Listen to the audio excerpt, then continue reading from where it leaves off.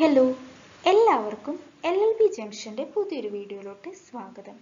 ഇന്ന് നമ്മളിവിടെ ഡിസ്കസ് ചെയ്യാൻ പോകുന്നത് section 46, 47 and 47A of Indian evidence act 1872നെ പറ്റിയിട്ടാണ്.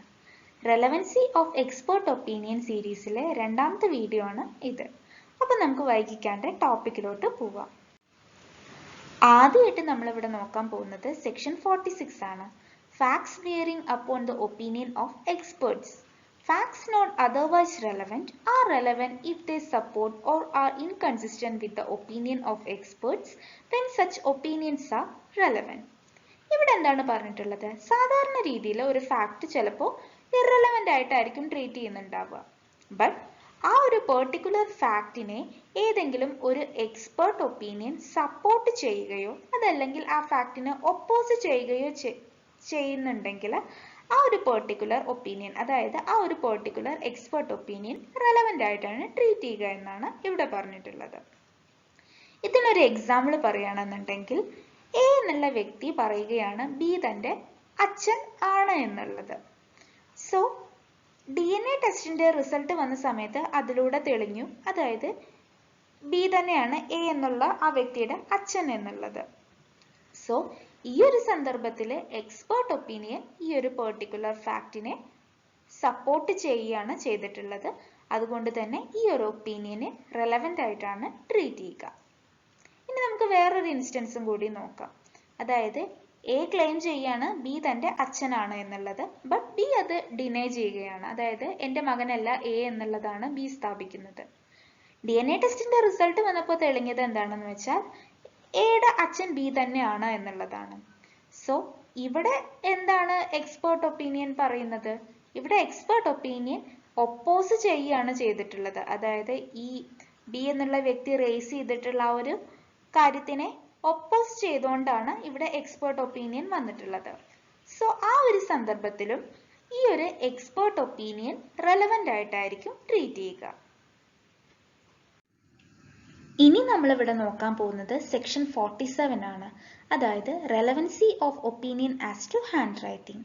ഇവിടെ എന്താണ് പറഞ്ഞിട്ടുള്ളത് എന്ന് വെച്ചാൽ, ഇപ്പോൾ കോടതിക്ക് ഒരു പെർട്ടിക്കുലർ പേഴ്സൺ ആണോ ഒരു ഡോക്യുമെന്റ് എഴുതിയിട്ടുള്ളത് അല്ലെങ്കിൽ സൈൻ ചെയ്തിട്ടുള്ളത് എന്ന കാര്യത്തിനെ പറ്റിയിട്ട് ഒരു ഒപ്പീനിയൻ ഫോം ചെയ്യണമെന്ന് വിചാരിക്കുക.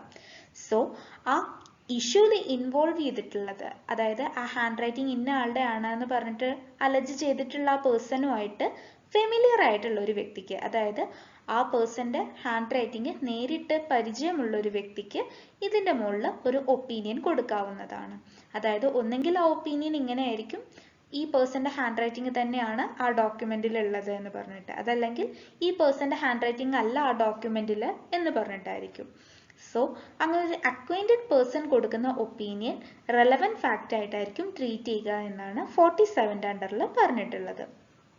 സോ സെക്ഷൻ 47 അണ്ടറിൽ എന്താണ് പറഞ്ഞിട്ടുള്ളത് എന്ന് വെച്ചാൽ, കോർട്ടിന് ഒരു പെർട്ടിക്കുലർ പേഴ്സന്റെ ഹാൻഡ് റൈറ്റിംഗ് ആണോ സൈൻ ആണോ ഈ ഡോക്യുമെന്റിൽ എന്നുള്ളതിനെ പറ്റിയിട്ട് ഒരു ഒപ്പീനിയൻ ഫോം ചെയ്യേണ്ടി വരും. സോ അങ്ങനെ വരുന്ന ഒരു അവസ്ഥയിൽ ആ പേഴ്സൺ, അതായത് ആ അലജ് ചെയ്യപ്പെട്ടിട്ടുള്ള പേഴ്സന്റെ ഹാൻഡ് റൈറ്റിംഗുമായിട്ട് ഫെമിലിയർ ആയിട്ടുള്ള ഒരു വ്യക്തിക്ക് ഇതിന്റെ മുകളിലൊരു ഒപ്പീനിയൻ കൊടുക്കാവുന്നതാണ്. ഒന്നെങ്കിൽ ആ പെർട്ടിക്കുലർ ഹാൻഡ് റൈറ്റിംഗ് ഇയാളുടെ തന്നെ ആണ് എന്ന് പറഞ്ഞിട്ടായിരിക്കും, അതല്ലെങ്കിൽ ഈ ഡോക്യുമെന്റിലുള്ള ഹാൻഡ് റൈറ്റിംഗ് ഇന്ന പേഴ്സന്റെ അല്ല എന്ന് പറഞ്ഞിട്ടായിരിക്കും. സോ ആ അക്വൈന്റഡ് പേഴ്സൺ കൊടുക്കുന്ന ഒപ്പീനിയനെ റെലവൻറ്റ് ഫാക്റ്റ് ആയിട്ടായിരിക്കും കോർട്ട് ട്രീറ്റ് ചെയ്യുക എന്നാണ് സെക്ഷൻ 47 അണ്ടറിൽ പറഞ്ഞിട്ടുള്ളത്. ഇനി നമ്മളിവിടെ നോക്കാൻ പോകുന്നത് ഒരു എക്സ്പ്ലനേഷൻ ആണ്. എക്സ്പ്ലനേഷന്റെ അണ്ടറിൽ പറഞ്ഞിട്ടുള്ളത് ആരാണ് ഒരു അക്വൈന്റഡ് പേഴ്സൺ എന്നുള്ളതിനെ പറ്റിയിട്ടാണ്. സോ ഈ ക്വസ്റ്റ്യനിലുള്ള ഹാൻഡ് റൈറ്റിംഗിൽ, അതായത് ഈ ക്വസ്റ്റ്യനിൽ ഇൻവോൾവ് ചെയ്തിട്ടുള്ള ഹാൻഡ് റൈറ്റിംഗിന്റെ പേഴ്സൺ എഴുതുന്നത് നേരിട്ട് കണ്ടിട്ടുള്ള ഒരു വ്യക്തിക്ക് ഇതിന്റെ മുകളിൽ ഒപ്പീനിയൻ കൊടുക്കാവുന്നതാണ്. അതായത് ഈ കേസിൽ അലജ് ചെയ്യപ്പെട്ടിട്ടുള്ള വ്യക്തി നേരിട്ട് എഴുതുന്നത് ഇദ്ദേഹം കണ്ടിട്ടുണ്ടെങ്കിൽ അദ്ദേഹത്തിന് ഒപ്പീനിയൻ കൊടുക്കാവുന്നതാണ്.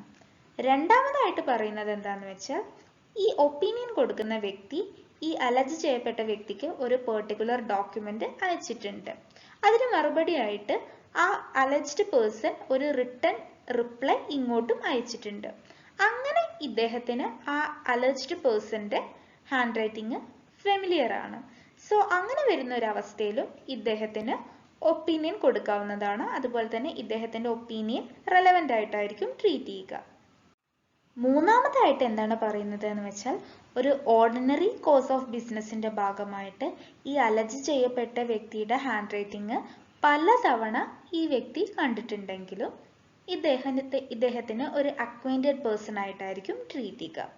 സോ ഈ മൂന്ന് പേഴ്സൺസ്, അതായത് ഈ മൂന്ന് കാര്യങ്ങളിലും പറഞ്ഞിട്ടുള്ള പേഴ്സൺസിനെ അക്വൈൻറ്റഡ് പേഴ്സൺസ് ആയിട്ടാണ് ട്രീറ്റ് ചെയ്യുക. അതുപോലെ തന്നെ ഇവരുടെ ഒപ്പീനിയൻ റെലവൻറ്റ് ഫാക്റ്റ് ആയിട്ടുമായിരിക്കും ട്രീറ്റ് ചെയ്യുക. ഇപ്പോൾ കുറച്ച് പേർക്കെങ്കിലും ഒരു ഡൗട്ട് ഉണ്ടായിരിക്കും, അതായത് ഈ സെക്ഷൻ 45ന്റെ അണ്ടറിലും ഹാൻഡ് റൈറ്റിങ്ങിനെ പറ്റി പറഞ്ഞിട്ടുണ്ട്, അതുപോലെ തന്നെ 47ന്റെ അണ്ടറിലും ഈ ഹാൻഡ് റൈറ്റിങ്ങിനെ പറ്റി പറയുന്നുണ്ട്, ഇതിന്റെ കാര്യം എന്താണെന്നുള്ളത്.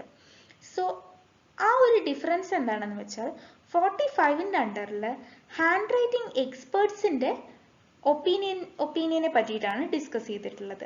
എന്നാൽ 47ന്റെ അണ്ടറിൽ നോൺ ഹാൻഡ് റൈറ്റിംഗ് എക്സ്പേർട്സിന്റെ ഒപ്പീനിയനെ പറ്റിയിട്ടാണ് പറഞ്ഞിട്ടുള്ളത്. അതുപോലെ തന്നെ 45ന്റെ അണ്ടറിൽ ഈ എക്സ്പേർട്സ് അക്വൈൻറ്റഡ് പേഴ്സൺസ് ആയിക്കൊള്ളണമെന്ന് നിർബന്ധമില്ല, അത് എല്ലാ സമയത്തും അത് പോസിബിൾ അല്ല. പിന്നെ 47ന്റെ കാര്യം പറയുകയാണെന്നുണ്ടെങ്കിൽ ഇവിടെ അക്വൈൻറ്റഡ് പേഴ്സൺസിന്റെ ഒപ്പീനിയൻ മാത്രമായിരിക്കും റെലവൻ്റ് ആയിട്ട് ട്രീറ്റ് ചെയ്യുക. ഇനി നമ്മൾ ഇവിടെ നോക്കാൻ പോകുന്നത് സെക്ഷൻ 47A ആണ്, അതായത് relevancy of opinion as to electronic signature. കോടതിക്ക് ഒരു പെർട്ടിക്കുലർ ഇലക്ട്രോണിക് സിഗ്നേച്ചർ ഇന്ന പേഴ്സന്റെ ആണോ എന്നുള്ളതിന്റെ മുകളിൽ ഒരു ഒപ്പീനിയൻ ഫോം ചെയ്യണം എന്നുണ്ടെങ്കിൽ ഏത് വ്യക്തിയാണ് ആ ഒരു particular electronic signature certificate issue ചെയ്തിട്ടുള്ളത്, അവരുടെ ഒപ്പീനിയൻ റെലവൻ്റ് ആയിട്ടായിരിക്കും ട്രീറ്റ് ചെയ്യുക എന്നുള്ളതാണ് ഇവിടെ പറഞ്ഞിട്ടുള്ളത്. സോ ഒരു പെർട്ടിക്കുലർ പേഴ്സന്റെ ഇലക്ട്രോണിക് സിഗ്നേച്ചർ ആണോ അല്ലയോ എന്നുള്ളതിനെ പറ്റിയിട്ട് കോടതിക്ക് ഒരു ഒപ്പീനിയൻ ഫോം ചെയ്യേണ്ട അവസ്ഥ വരികയാണെന്നുണ്ടെങ്കിൽ ഏത് അതോറിറ്റിയാണ് ആ particular electronic signature certificate issue ചെയ്തിട്ടുള്ളത്, അവരുടെ ഒപ്പീനിയൻ റെലവൻ്റ് ആയിട്ടായിരിക്കും ട്രീറ്റ് ചെയ്യുക എന്നാണ് ഇവിടെ പറഞ്ഞിട്ടുള്ളത്. അപ്പോൾ ഇന്നത്തെ വീഡിയോയിൽ നമ്മൾ ഡിസ്കസ് ചെയ്തിട്ടുള്ളത് section 46, section 47 and section 47A of Indian evidence ആക്ടിനെ പറ്റിയിട്ടാണ്. ഇന്നത്തെ ഈ വീഡിയോ നിങ്ങൾക്ക് എഫക്റ്റീവായി തോന്നിയെങ്കിൽ വീഡിയോ ലൈക്ക് ചെയ്യാനും ഷെയർ ചെയ്യാനും മറക്കരുത്. അതുപോലെ ചാനൽ ഇതുവരെ സബ്സ്ക്രൈബ് ചെയ്യാത്തവർ ചാനൽ സബ്സ്ക്രൈബ് ചെയ്യാനും മറക്കരുത്. ഏതെങ്കിലും ഒരു പെർട്ടിക്കുലർ ടോപ്പിക് നമ്മുടെ ഈ ചാനൽ വഴി ഡിസ്കസ് ചെയ്യണമെന്നുണ്ടെങ്കിൽ അത് തന്നെ കമൻറ്റ് ബോക്സ് വഴി അറിയിക്കാവുന്നതാണ്. So thank you for watching the video.